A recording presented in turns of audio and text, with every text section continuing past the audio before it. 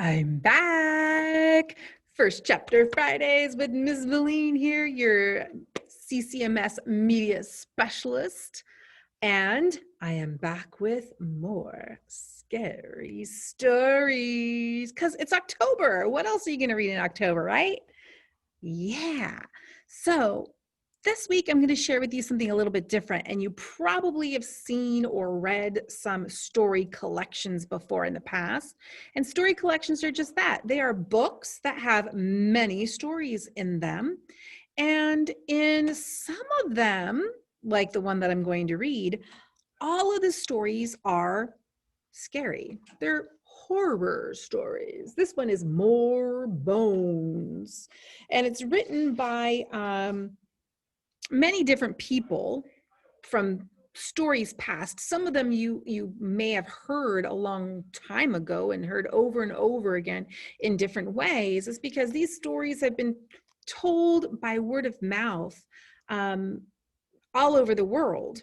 And these are retold by Arielle Olson. So Arielle got word of these stories and rewrote them in her own way. But they're stories that you've heard about the witch on the bridge, or the ghost on the bridge, or the witch in the woods. And these are like what do you call them, urban legends that have been passed around for generations and generations.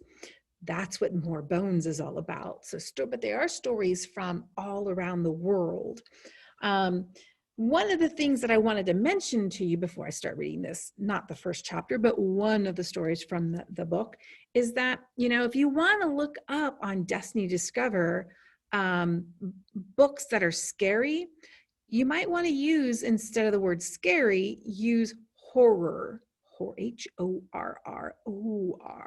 horror, because that's the language that librarians use. You can still type in scary and it'll probably bring up some books, maybe titles that have the word scary in them or that have the word scary in the description. But when we catalog books, when we put all this information in the computer, we always call books that are scary horror stories. So that's how we look it up. All right, More Bones. There's several of these story collection books that you can check out right here at your CCMS Library's Books to Go. I am going to read to you from More Bones. From Eastern Europe, The Witch of the Woods. Princess Sybil loved to explore the vast forest that lay on the edge of her parents' kingdom. She didn't worry about creatures lurking there. What harm could befall her? If you're not careful, warned the queen, the witch of the woods will catch you. Sybil smiled at her mother, but nothing could stop her from walking into the forest. She didn't even believe in witches. So she continued to slip out of the castle whenever she could.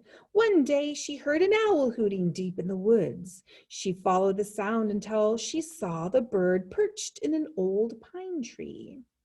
She wanted to closer look, but when she began to climb up the tree, the owl disappeared around the other side.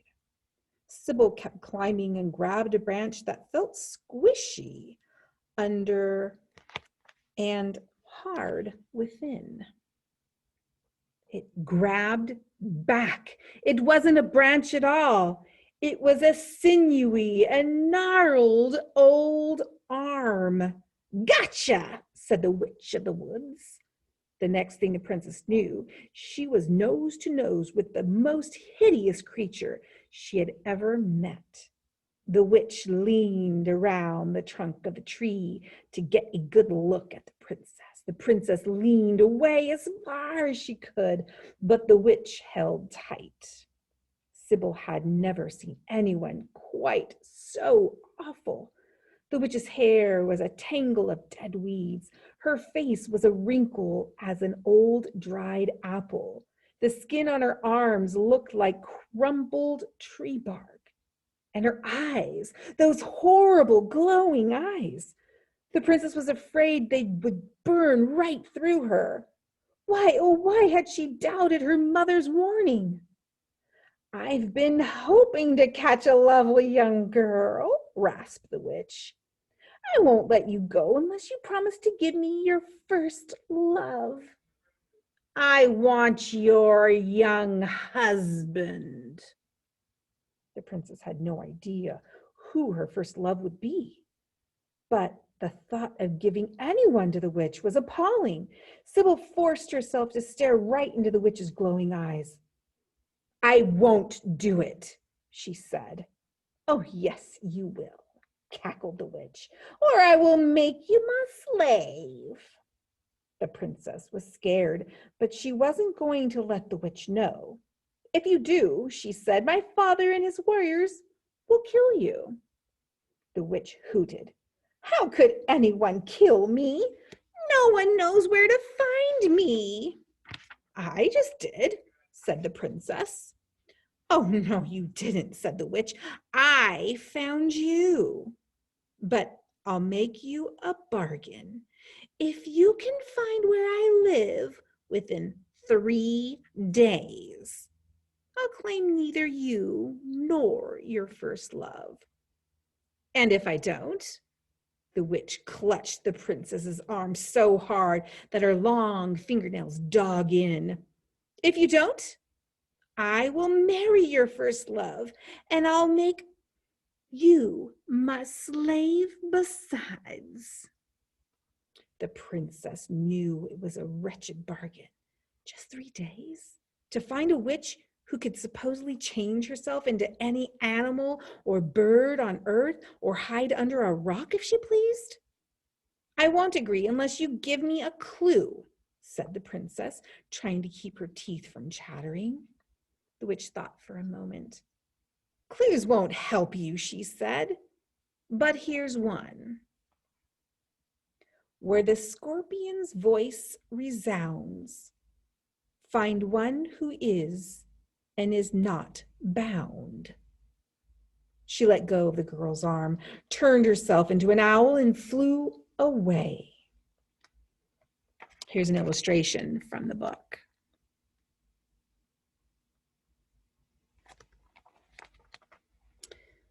The princess lowered herself from the limb to limb until she reached the ground. She slowly walked back to the castle. What was she going to do? Did she dare ask the king or queen for help?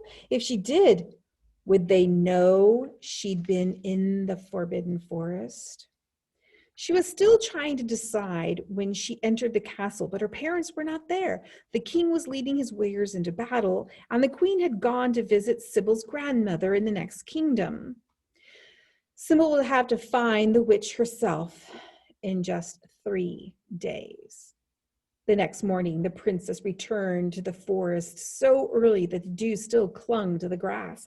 She walked for miles, zigzagging and backtracking, peering into caves, behind trees and under rocks. She trampled through the forest all day, but she found no trace of the witch's home. On the second day, the princess searched for anyone who could help. She asked an old woodcutter, a woman who lived in the forest hut, villagers nearby, but no one knew where to find the witch of the woods. On the third morning, the princess felt desperate. She had only 1 day left. She wondered if the witch had become an owl again. All day long, Sybil scanned the treetops until her neck ached. She even climbed a huge pine to look out over the forest, but she saw nothing resembling a witch. Only squirrels and foxes and every singing bird imaginable. When she had lowered herself almost down to the ground, she saw something suspicious. She held tight to the tree and didn't make a sound. For there below her, a deer was scooting past. But it didn't quite look like a deer. Its eyes glowed like those of the witch. The moment it ran past, Sybil dropped down from the tree and chased it, staying out of sight as best she could. Several times she almost lost track of it, but finally it stopped by an abandoned well. Sybil peeked around a tree and saw, to her amazement, that the deer was shrinking down to the ground and turning into a little green frog. With one gigantic leap, the frog disappeared into the well. Sybil heard the splash and rushed over in time to see the frog swim to one side where there seemed to be an opening. The princess was so eager to follow that she didn't even test the rope that held the bucket. She just climbed in and lowered herself down to the spot where the frog had disappeared. Luckily, the old rope held. There on the side of the well, she saw a small door, firmly closed, with an iron knocker in the shape of a scorpion. Instantly, Sybil knew this must be the place where the scorpion's voice resounds. She had found the door to the witch's home. She was so excited she almost fell out of the bucket, but she made herself wait until she heard the witch snoring.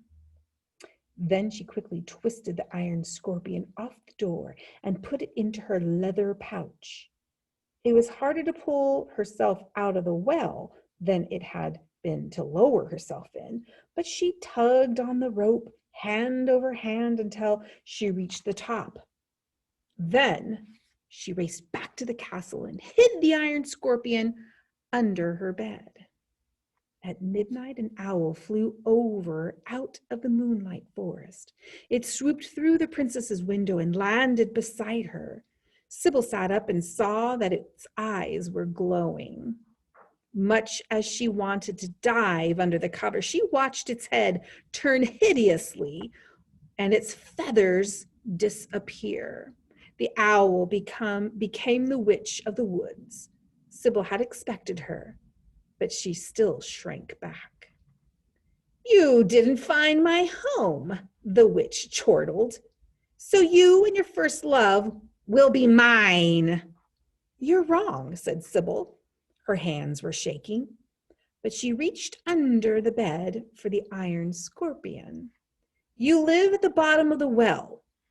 The witch stamped her foot. "I'll get you yet," she screeched, lunging for the princess with her sinewy arms outreached. But Sybil was too quick. She threw the iron scorpion at the witch. Just as the warmth from her hands brought it to life, it stung one of the witch's gnarled fingers with a poisonous tail. The witch turned into stone and crashed to the floor. The scorpion turned back into iron. The princess wondered what had brought the scorpion to life. But she finally understood the rest of the witch's clue. Not only did the scorpion's voice resound in the well, the scorpion was bound by the witch's spell, sometimes alive and sometimes made of iron. Sybil climbed back into bed. Tomorrow she would get the servants to throw the stone witch into the well. But she decided to keep the scorpion. She tucked it under her pillow, not realizing that the warmth of her body was what brought it to life. As she slept there in her cozy bed, the scorpion began to stir. More bones. Lots of great stories in here to read in the story collection. Remember, you can check it out by going to Destiny Discover, logging on, finding the book, and clicking on hold. If you want to find other scary stories or scary books, remember, use horror, HORROR, when you look for books, when you search for books on Destiny Discover, and all kinds will pop up. I hope you enjoyed this reading as much as I enjoyed reading it to you. Happy First Friday. Have a wonderful long weekend. And I'll see you next Friday with another